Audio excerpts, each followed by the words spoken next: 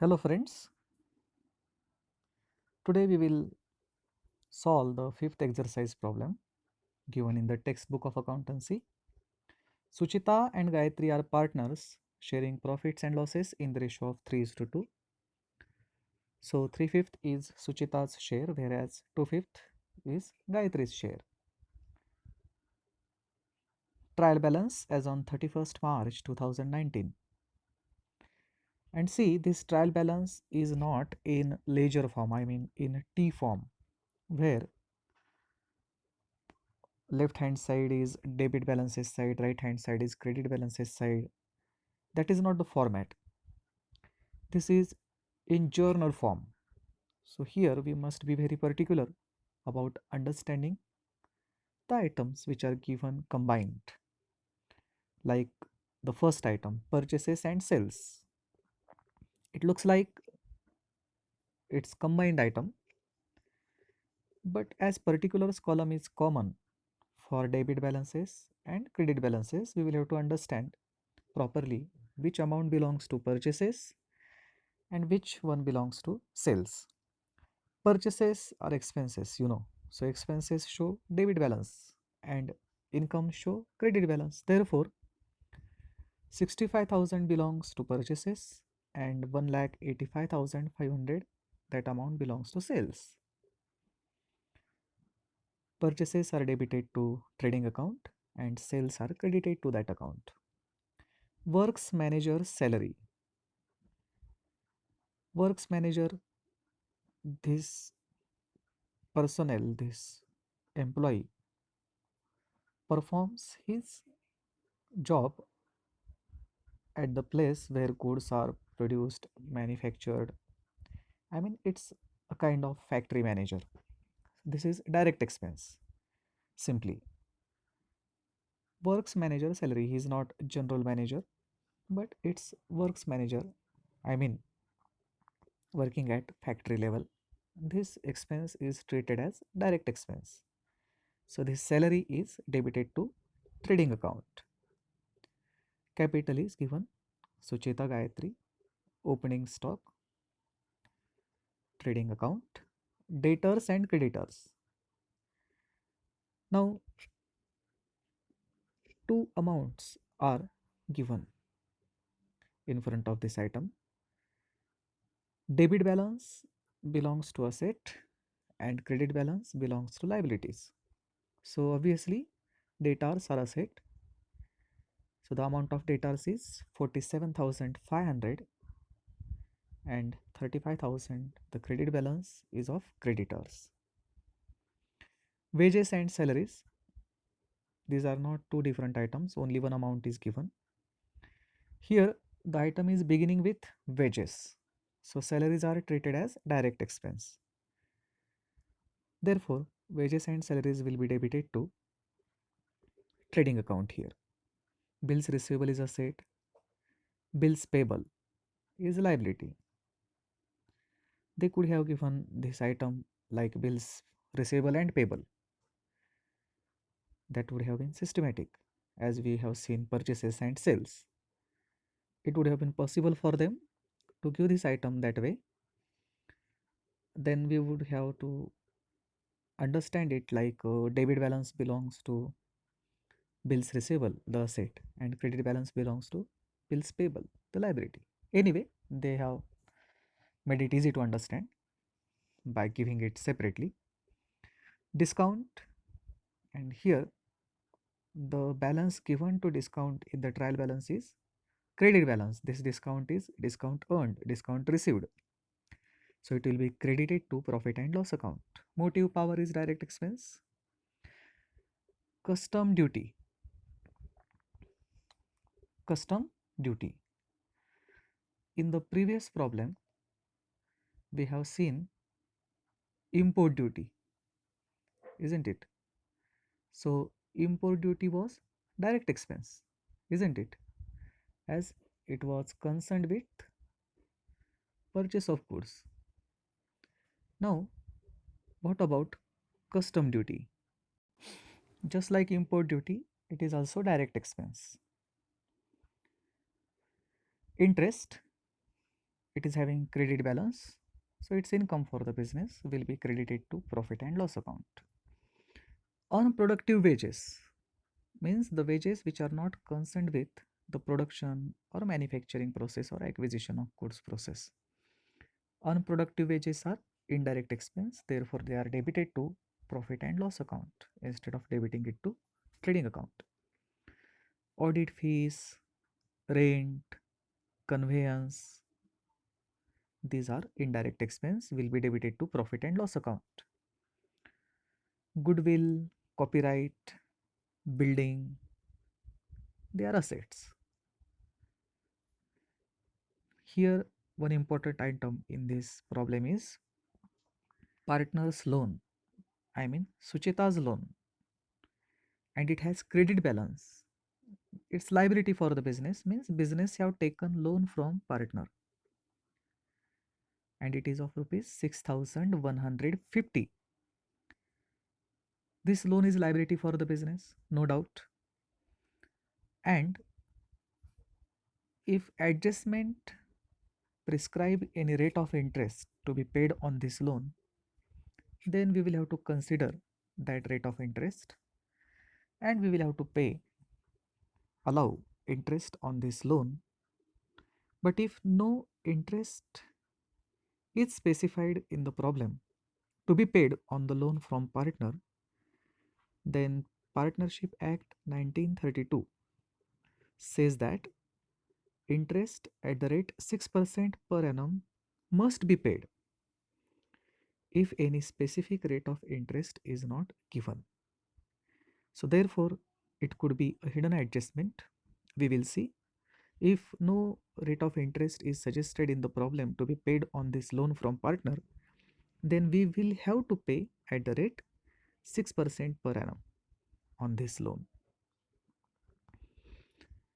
So we will have to show partner's loan, Sucheta's loan in the inner column here on liability side. Investment is asset, cash at bank is asset. No other hidden adjustment, but few new items for you, like custom duty, it's direct expense. Unproductive wages is indirect expense. Conveyance is a kind of traveling expense for the business. Indirect expense, we have studied in the 11th standard. Copyright is asset. And loan from partner is the new item, and it may carry hidden adjustment if any rate of interest is not given in the adjustment to be paid on it. We will see. Adjustments, closing stock, okay. Then goods costing rupees 3,000 distributed as free sample. It's a kind of advertisement. It will be debited to profit and loss account, and it is outward movement of goods. So obviously it will be credited to trading account. Motive power includes rupees 500 paid for deposit of power meter. So look at the item motive power which is in the trial balance. What is the amount of it? It is 1350. Out of 1350, as per the adjustment, 500 are for the deposit of power meter. So the amount of deposit of power meter is not expense, is asset actually, because when we will disconnect the power, then we will get this amount back from that company, I mean electricity company, where we have maintained this deposit for power meter. So when the electricity gets discontinued, then we will return the power meter, and in exchange of it, we will get our amount of rupees 500 back. So the amount receivable is not expense, it is asset for the business. Therefore, we will have to exclude 500 from the amount of motive power, 1350 minus 500, and actual amount will be shown in the outer column, and this deposit amount will be shown on asset side. Depreciate building, it's simple task. write off rupees 2000 for bad debts, these are new bad debts, and maintain RDD at 3% on debtors. And see the sixth adjustment, which is important. Bills receivable included dishonored bill of rupees 4000. So before we calculate RDD, we must adjust this dishonored bill. I mean, here before fifth adjustment, we will have to consider the sixth adjustment because bills receivable included dishonored bill. So we will have to deduct 4000 from bills receivable and we will have to add 4000 to debtors because the drawee becomes our debtor by dishonoring the bill.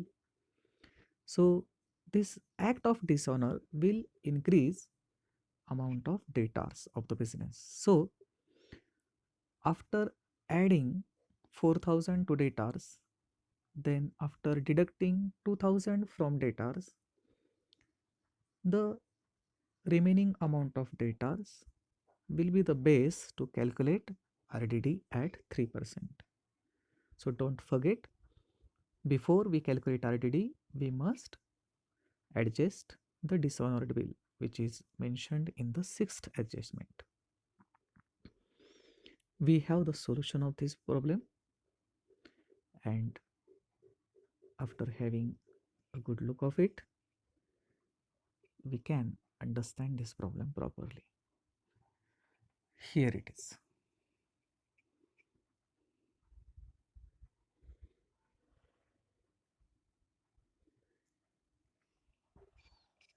Trading account, opening stock, purchases. In this problem, returns were not given, neither purchase return nor sales return. Works manager salary is direct expense, so debited to trading account. Wages and salaries. This item begins with wages, so salaries are treated as direct expense. Motive power.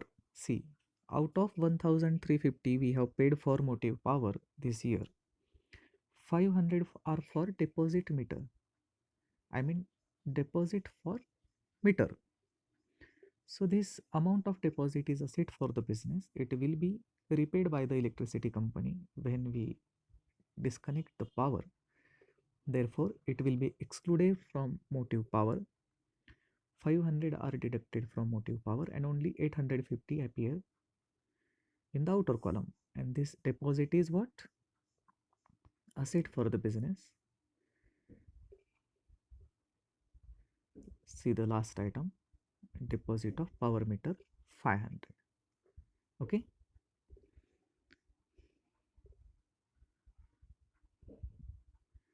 Custom duty is direct expense. On the credit side, sales, closing stock. Yes, the goods distributed as free sample. When any outward movement of goods is specified in the adjustment, then the first effect of it will be on the credit side of trading account. So buy goods distributed as free sample 3000 and its second effect, yes, two goods distributed as free sample 3000, the advertisement. You can mention to advertisement also. Now after preparing trading account, we come to know that we are in gross profit of 1,15,850. It will be credited to profit and loss account. Now, profit and loss account debit side, let's study it. First item is what? Goods distributed as free sample, advertisement. Then depreciation on building, unproductive wages. These are not just wages or these are not productive wages. Clearly they mention unproductive wages. They are always indirect expense. Then audit fees, rent, conveyance are indirect expense. Here, interest on loan from partner is that item. Take it as to interest on loan from partner. and it is 369. 369. So it must be 6% of the loan taken from partner. Let's go to that item. The loan from partner, Suchita's loan, appears on the liabilities side, and 6,150 is the loan taken from Suchita by the business, by this firm. And if no interest rate is given in the problem, then interest must be paid at the rate of 6% per annum.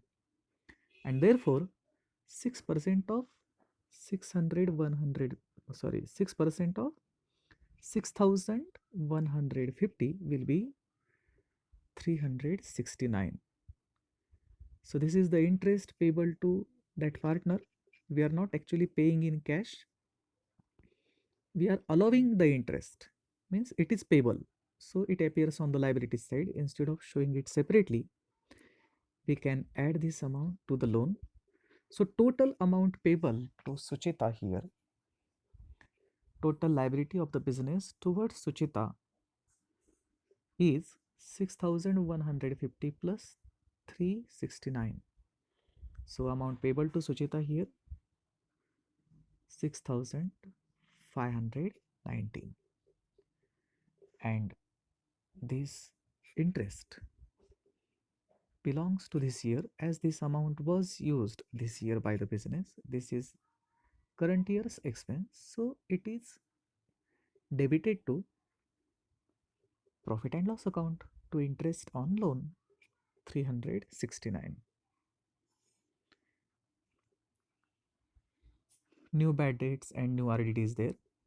How they have calculated RDD, I mean whether it is calculated after considering the sixth adjustment or not, we will get it verified. On the credit side, gross profit, then discount and interest, indirect incomes are there along with gross profit. Nothing special in it. Let's go to the balance sheet now.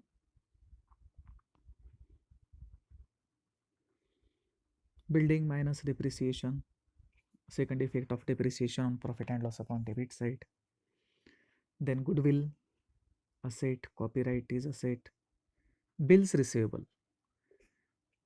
Bills receivable, the original amount which was given in the trial balance was 22,000, but adjustment said that 22,000 includes dishonored bill. So the dishonored bill is not a bill of exchange now. It is not a bills receivable for us now. So it must be excluded from that amount. I mean excluded from the total amount of bills.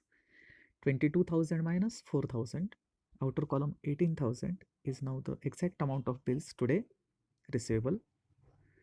And dishonored bill gets added to the amount of debtors, because on dishonor of bill, the bills receivable gets cancelled, therefore deducted from bills receivable, and the drawee becomes our debtor, therefore it is added to the amount of debtors.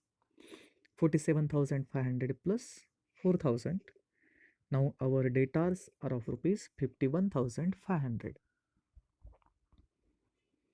Then in the adjustment, they have specified new bad debts will be deducted from debtors and will be debited to profit and loss account. And after adding the bill and deducting the new bad debts, now our debtors are of rupees 49,500. And now the RDD will be calculated on this amount, that is 49,500. So what is the rate of RDD? Do you remember? Let us see.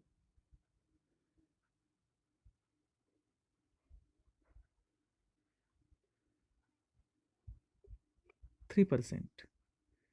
3% is the rate of RDD, and 3% will be calculated on 49,500. So 3% of 49,500 will be 1,485. That's right.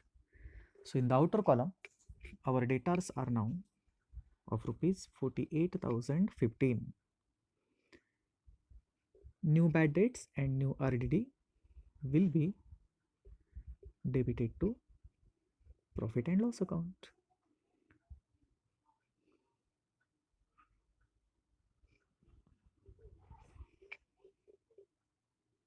Yes.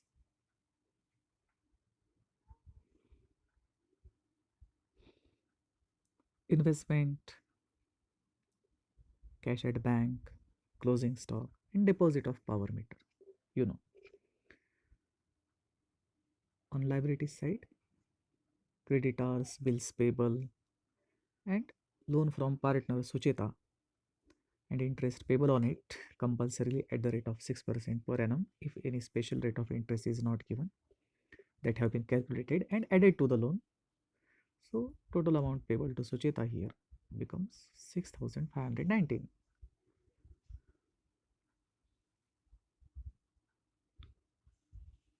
After preparing the profit and loss account, we can see that we are in a profit of rupees 96,996, and in the prescribed ratio, profit sharing ratio, it has been distributed between the partners. 3/5 to Suchita, 58,198, and 2/5 to Gayatri. 2/5 of 96,996 is 38,798. Okay, so that profit will be credited to partner's capital account. Crediting means adding to the capital. By that way, the capital of partners is getting appreciated by the amount of share in the net profit. In the suggested answers in the textbook, you will find definitely different amount of net profit. You can verify here. The net profit as per our solution is 96,996, whereas